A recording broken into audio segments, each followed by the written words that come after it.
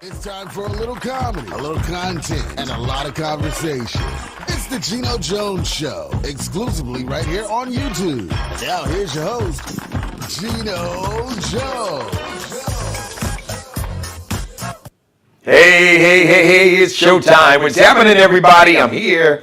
It's the Geno Jones Show. Listen, I'm coming to you live. And I do it 5 nights, 5 days, 5 afternoons, Monday through Friday, 6:30 p.m. on the East Coast. Shout out to New York City, Boston, Philadelphia, Super Bowl champion Philadelphia Eagles having their big Super Bowl celebration parade on Friday. Man, folks in Philly are still partying from Sunday night. And they probably won't stop all the way through Friday and the weekend. So shout out to the Eagles. Shout out to my man Jalen Hurts, the quarterback for the Philadelphia Eagles, starting quarterback, Super Bowl MVP. We're going to talk about Jalen. Or really, Jalen is really the inspiration for my monologue. So you'll hear about that in just a minute or two. So Monday through Friday, 6:30 p.m. on the East Coast. Okay, Atlanta, I see you 6:30 p.m. down in Miami. Now, 5:30 in Chicago. Shout out to everybody on Central Time. New Orleans, where they played the Super Bowl. Houston, Dallas, St. Louis, Missouri, Memphis, Tennessee, Milwaukee, Minneapolis, Minnesota, live in Los Angeles, and everywhere else on the West Coast, 3:30 p.m. So tell everybody. Listen to what I'm saying. Tell everybody you know to subscribe to the Geno Jones Show YouTube channel. Just type that in. What you see behind me, type that in. The little search, little magnifying icon, search window, search box, whatever.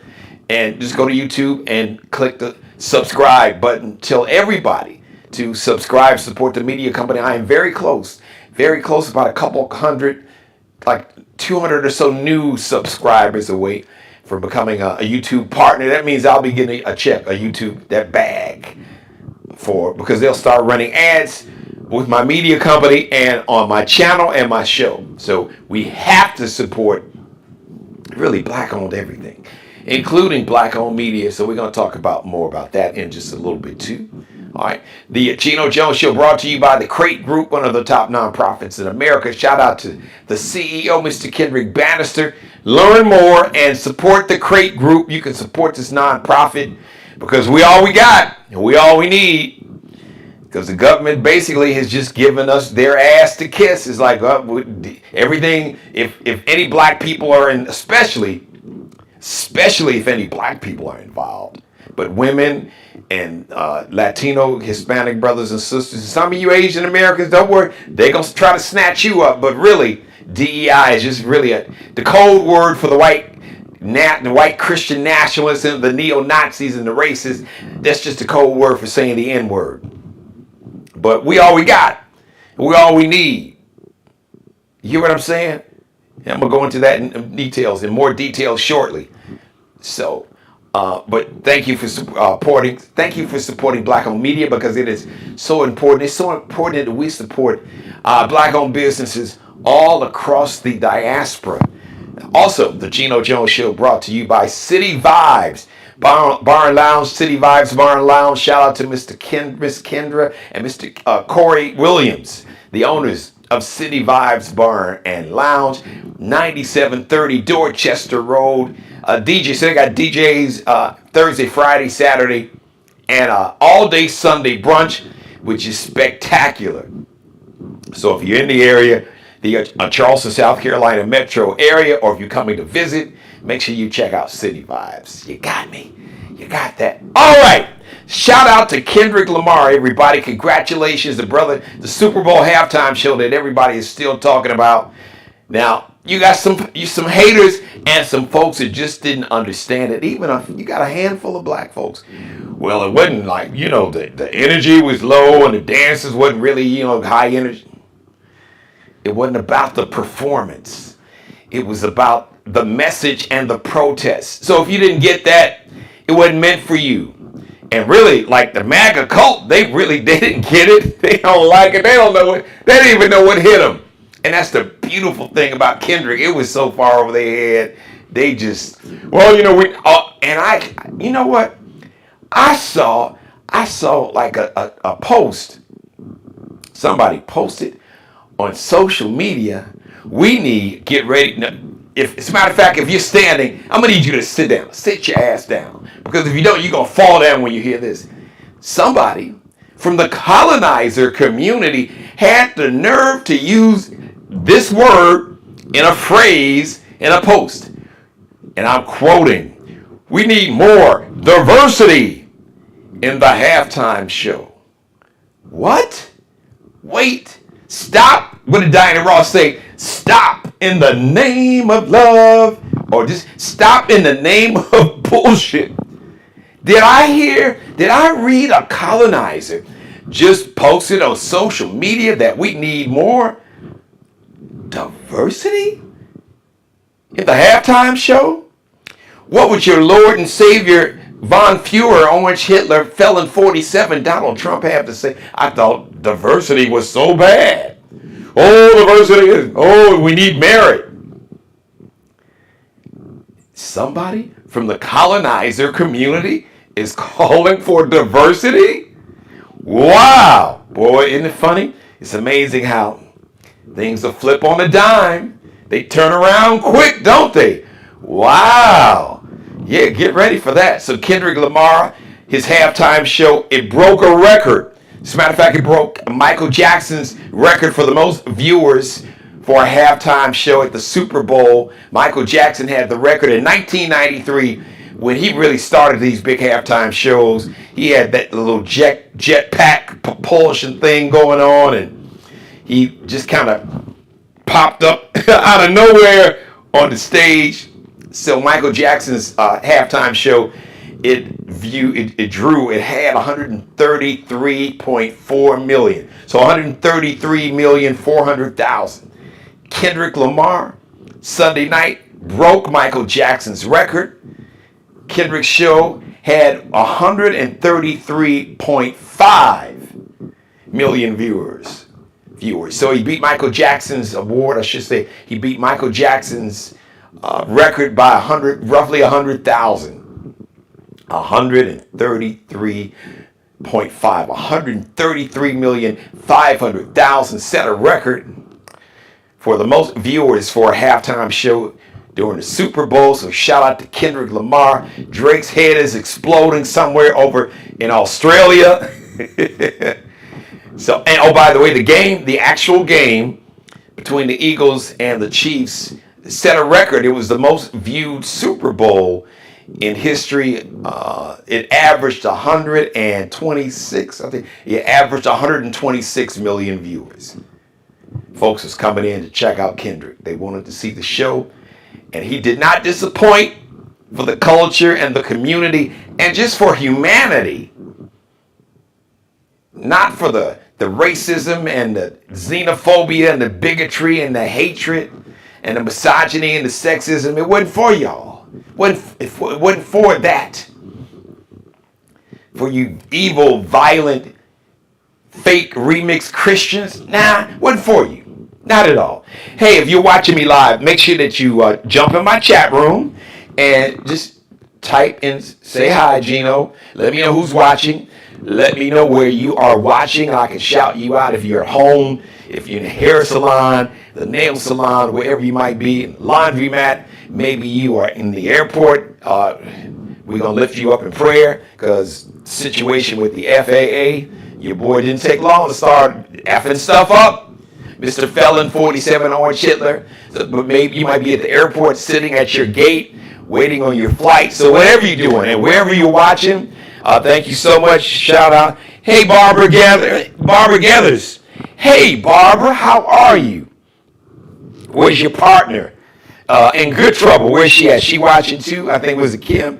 So anyway, thank you for watching, everybody. So congratulations once again, Kendrick Lamar. Once again, he set a record. He broke Michael Jackson's record for the most viewers of a halftime performance, of a halftime show. 133.5 million. Mike did 133.4. Michael is a bad man. So shout out to you, Kendrick. You did something big. Okay, so here's the main theme of my monologue today. Never let someone else's perception of you, never let someone else's perception, that means how they see you, never let someone else's perception of you become your reality. How other people see you does not determine how you see yourself unless you allow it to. How other people see you does not and should not determine how you see yourself. Why do I say that? Super Bowl MVP, Super Bowl champion Jalen Hurts, starting quarterback for the Philadelphia Eagles. He's talked about all the ups and downs and the challenges, because I've heard audio today. I've heard compilations of audio. All these sports experts and sports pundits talked about, well, he's not a franchise quarterback. That means that they don't think that he had what it took. And some just said it point blank. I don't think that he's the quarterback. I don't think he's got what it takes to lead a team to win a Super Bowl. And a lot of folks have said this. As a matter of fact, now keep in mind, so the brother's 26. I think he's been in the league at least 4 years. So 3 years ago, he took his team to the Super Bowl. He outplayed Patrick Mahomes, who is widely regarded as the best player, the best football player on the planet. And then again, he clearly outplayed his ass on Sunday. And Jalen Hurts' team won, and Jalen Hurts won the Super Bowl MVP. And I saw him already with the Disney World. I'm going to Disney World. Oh, yeah, I'm going to Disney World. I think Disneyland, wherever it is, one of them damn Disneys. And he was there today. So there's been so much talk. All these so-called experts that felt that somehow they really knew what was inside this young man. What was inside this brother? What motivated him? What woke him? What wakes him up in the morning? What his true inspiration is? And motivation to strive for greatness and success. They sit around in a TV studio or behind a microphone in a radio studio, or maybe, at home in a little studio, and they thought they really knew this cat. And they come on and they sound like they really know. Well, Jalen Hurts, he's not the best passer. And when he was at the University of Alabama, he got benched for Tua Tagovailoa, who hadn't sniffed the Super Bowl, who can't stay healthy now. And I root for the brother. I hope he stays healthy. He's had issues with concussions. A lot of people wish that he wouldn't play, because a couple times it looked like he might have died on the field. It was that bad. I digress. That's a different story. But he was in college, and his team went to a national championship game. They lost. I think that the following year, they were in the national championship game, and his former coach, legendary college football coach Nick Saban, he pulled Jalen Hurts out of the game at halftime and put in this guy named Tua Tagovailoa. Jalen Hurts transferred to the University of Oklahoma, was drafted by the Philadelphia Eagles, and all the pundits, he's not the best passer, and can he read defenses? Just all the experts knew so much. But you know what they didn't know?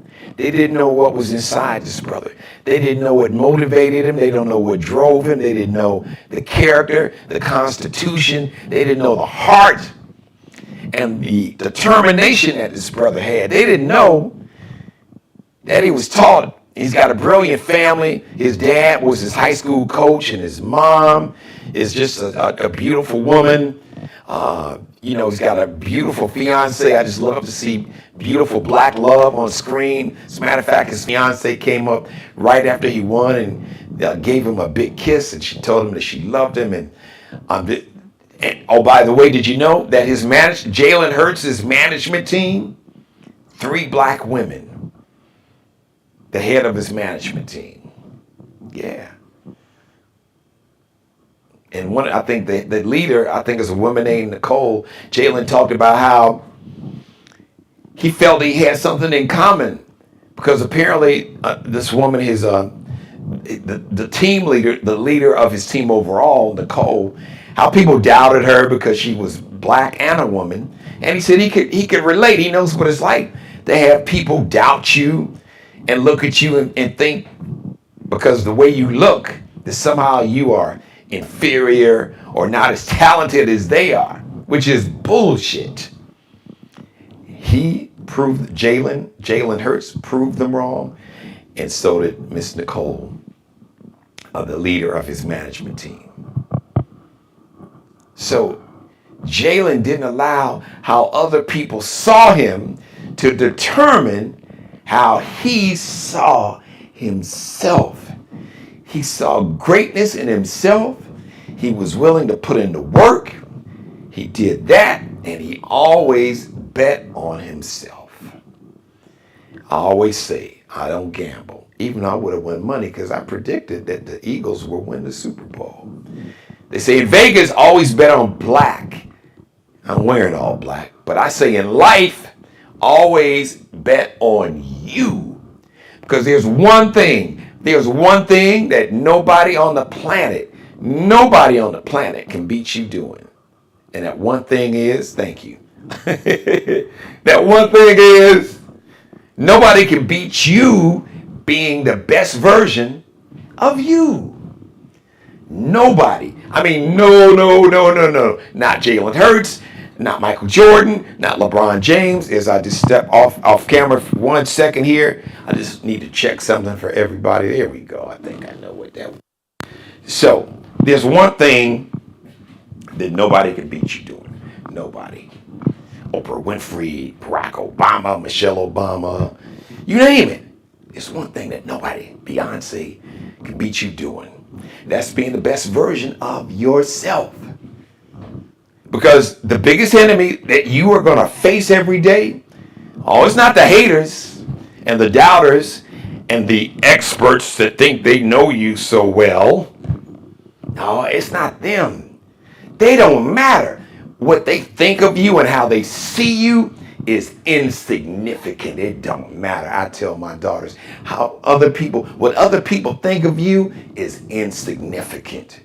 What matters, what is significant, what's important, what's everything is how you see yourself. And Jalen Hurts figured it out.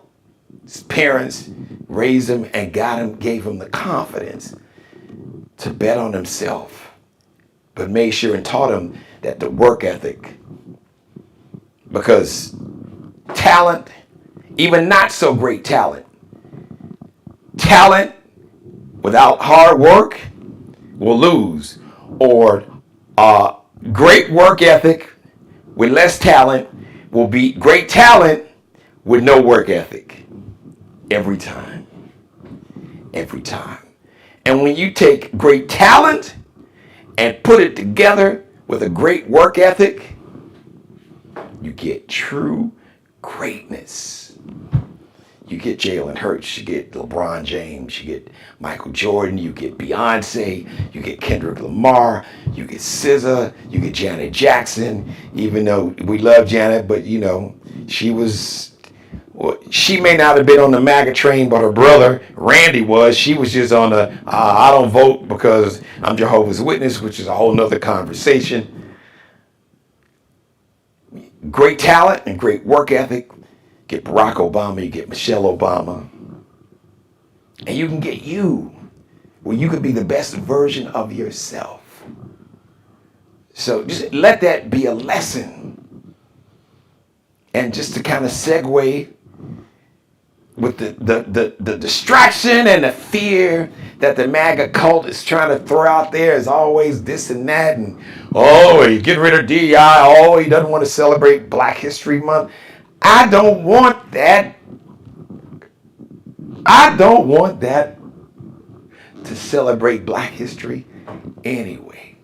Because he wouldn't know how to celebrate it. And he would lie about it and somehow try to take claim, I'm the one that invented and discovered Black History Month. No, you are not. But you know he would lie about it and try to claim it like he lies and tries to lay claim to everything else. So we don't need you to celebrate Black History Felon 47 on Chitler. We don't need you to celebrate it. We don't want you to celebrate it. We don't want you to celebrate Black Music Month in June. We don't need you to acknowledge it. We don't need you to acknowledge Juneteenth. Just do you. Be who you are. Be who you know what you are. We know who you are. We know what you are. So be what we know you to be. Just be you. We are good because we are all we got.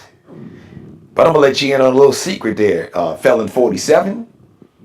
And I shouldn't, but I'm going to let you in on a little secret. We're all we got. But guess what? We're all we need. Absolutely. And for the culture and the community, everybody's not going to understand the assignment. Everybody's not going to get it. Everybody's not going to want to accept the assignment. And we don't need everybody. You know, when Dr. King was assassinated in 1968, that his approval rate among Black Americans, African Americans, or the Negroes was under 50%. I think it was way under 50%.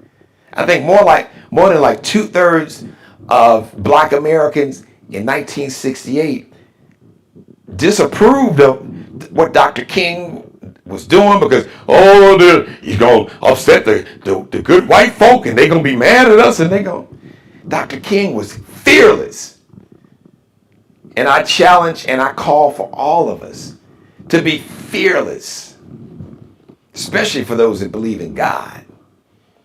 Because if you believe in God, you got God on your side, you should fear no man, no woman, nobody. Now, I know you got some fake Christians out there and some false prophets that's teaching this remixed racist version of white Christian nationalism, which is all about power and greed and money, and somehow convincing you that in the Bible, a man that had a hair like wool and feet, I'm paraphrasing, the color, the shade of clay, somehow he was blonde hair and blue-eyed. Not even understanding the religion that they worship and claim they love, the Lord and Savior Jesus Christ. And these dumbasses wouldn't even accept that scripture in the Bible. Not even understanding. Know where Christianity originated from. Google Coptic Christians. They are the origins of Christianity. It originated on the continent of Africa, what is now called Africa, what we call Africa. From the region that is known on the map as Ethiopia. That's the birthplace of Christianity. Just Google Coptic Christians, don't take my word for it.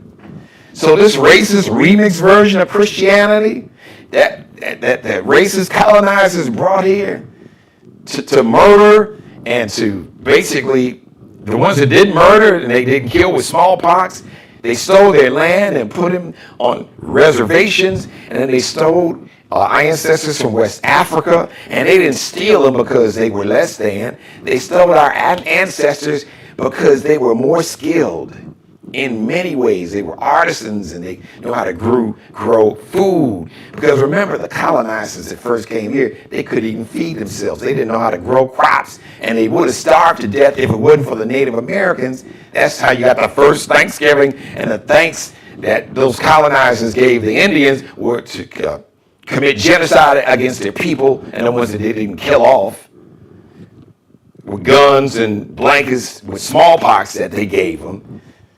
They basically imprisoned them on reservations, stole their land. So don't get me started on that. The truth. based off this made-up construct, con game of whiteness, which never existed until the late 1680s. Europeans didn't call themselves white. And every ethnic group in America now wasn't considered white. When the Irish first came to America, they were considered the N-words. They weren't looked at as white. The Italian immigrants back in the 1800s, they were not looked at as white. They were looked down upon as the N-word. The German immigrants, when they first got here, late 1700s, 1800s, they weren't looked at as white. The Eastern European immigrants, none of them, Chinese, none of them were looked at as white. They eventually wound up, we need some more white folks, because they were afraid that black people were going to outnumber white people. What does that sound like? That sounds like something that they call white replacement theory. We're going to be, all white people are going to be replaced. You can't replace something that is bullshit, that doesn't exist in human genealogy. Get a DNA test, and I'll give you $1,000 for every DNA test that'll come back that says that you are 85 or 90% or 75% white, because it won't. Because whiteness, blackness, this color construct was created to pit poor and working class people of all shades from different regions of the world, to pit them who didn't have power and resources and wealth, to pit them against each other. So that small handful of people that controlled all the wealth, social, political, and economic power could make them fight among themselves. This sounds like today, right now, doesn't it? All right. I'm on my side. Hey! Shout out to my man.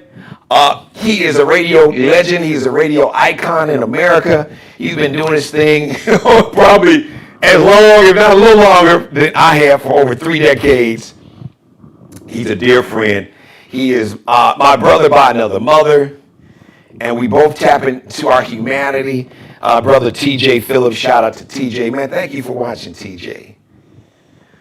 Now, just for the record, TJ is got European ancestry, my white brother. But once again, like we said, this whole construct and concept of whiteness, and blackness, and race, it's a con game. And the con is on poor working class people, or now the con is on everybody else except for the billionaires. Now, some of the folks that ain't billionaires or maybe millionaires are kind of close to the proximity of power, kind of buy into the bullshit. Like I said to my white brothers and sisters, you had to understand, and you beginning to see that this MAGA cult and this concept of whiteness and white replacement theory and whiteness is superior, it's all bullshit. It is. Because it's about money. It's about a hustle. It is about a grift. And it always has been. But as long as they can, what did Lyndon Johnson say? If you can convince the lowest white man that he's better than the best black man, he'll just open up his pockets. As a matter of fact, what is it? If you give him somebody to hate, he'll just basically open his pockets up and say, here, take all my money. It's true. You got terrorists now to where you got farmers in MAGA states that voted for the MAGA cult that's afraid of losing their farms because of the tariffs. These other countries are like, well, we're not going to take your soybeans and your products. No, we don't want them. You're going to play that tariff game, and now you got farmers, thousands of them, panic. Please, these tariffs are hurting me. You got $500 million in food sitting at ports. Probably we got a big port right here in Charleston, South Carolina, because of what Orange Hitler did, trying to basically freeze and stop everything going on with USAID program, which is really aid to foreign countries. But what your boy didn't tell you when he was signing that executive order, which he didn't have the power to stop because he doesn't control the money. He doesn't understand the Constitution. That any program, any agency that was created by Congress, the only people that can fund programs, the only people that can actually terminate a program that was created by Congress is Congress. The only people that can fund any government program that was created by Congress is Congress. I digress. That's my civics lessons for today. Hey, Taya. Shout out to Taya. Taya, what's your mom's name? So Taya is one of my listeners. I do a radio show in the morning. You can download, as a matter of fact, you can download the radio station app, star997.com, the app, and you can listen to my show Monday through Friday, 10 a.m. until 3 p.m. Eastern time. So, shout out to Taya, and shout out to your mom, Taya, who's an ancestor. I told you, type her name in there real quick before I sign off. And shout out to all those that's lost a mother, a father, grandparents. Maybe you could have lost a son or daughter, niece or nephew. Lost a loved one. When you say their name, because even though they leave us in the physical body, they leave us in the human flesh, their human flesh is no longer. Their spirit is not just with you, it is in you. And we keep them alive, and we keep part of the way to keep their spirit alive is to say their name, to speak their name, and to understand it. Their spirit is now inside of you. So shout out to Taya, and Taya, if you get it, Judy. Shout out to Judy. I don't know, Taya, if your mom's last name was Washington, but shout out to Judy, who's among the ancestors with my grandmother, Jean Jones, who I'm named after, and my grandfather, Conway Jones, and all the ancestors who were watching down upon us, who that we gain power and strength from, because we are not just from them, we are them, and their spirit is now inside of us, and it gives us superpowers, because it's not just us. We've got the spirit and the power of all of our ancestors. And Taya, you got the spirit and the power of your mom, Judy. And shout out to Monique. Hey, Monique, how are you? Hey, shout out. Hey, right, not Kim. I had something else on my mind. Hey, Monique, thank you. Well, see, I'm glad you jumped. So I had to call out the wrong name for you to jump in the chat room. Thank you. No, you're welcome, Taya. Antomia, hey Antomia, thank you for watching. Thank you, Antomia. I'm so glad that you were watching. I know you and I were talking too, Antomia. I want to shout out, I think it was your mom's name too, Antomia. So if you don't mind, type your mom's name. You want to give her a shout out on the show, mention her name. Thank you. Is it Antomia Wigfall? Right? No. Your mom's name? Linda, thank you. Okay, I'm sorry, I had to bend down to see the name. So Linda, shout out to Linda. I don't know if Wigfall was her last name, but shout out to Linda, as Antomia's mom, who's among the ancestors. And Antomia, Linda's spirit is with you. It is inside of you, and it gives you superpowers. So. She said, yes, yeah, not yes it was, yes it is. Her spirit is in you right now, this very second. And it gives you your superpower. Thank you, everybody, for watching. And thank you for everybody in the chat room. It was so important. TJ, I love you, brother. I appreciate you, man. I didn't even know this. He said, preach, Geno. Come on, man. I told you, TJ, my grandmother, Jean Jones, man, her mantra, she would say, Jeannie, tell the truth, shame the devil. And she said, the truth needs no defense. She said, you can set the truth on the table and walk away.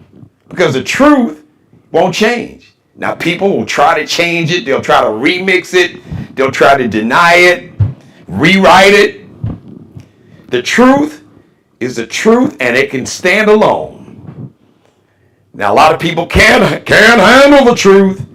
That's their problem. Don't let a you problem become a me problem. So if you can't handle the truth, that's a you problem. But I'm not going to let a you problem become a me problem. So thank you, everybody, for watching the Geno Jones Show, brought to you by City Vibes Bar and Lounge, 9730 Dorchester Road. Big shout out to Kenya and Corey Williams, the owners of City Vibes Bar and Lounge. Great food, great fun, great music. DJs Thursday, Friday, Saturday, and an all-day Sunday brunch, which is incredible. 9730 Dorchester Road. You can follow City Vibes.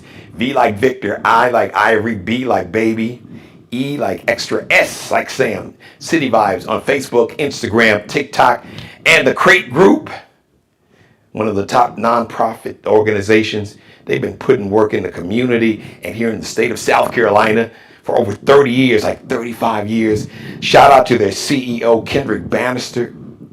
I want to acknowledge him and his organization on Black History Month. But the thing is, Black History Month is every day, 365 days, 366 and a half days in a leap year. Black History is every day right here on the Geno Jones Show. So check out, you can learn more about the Crate Group on Facebook. Go there right now.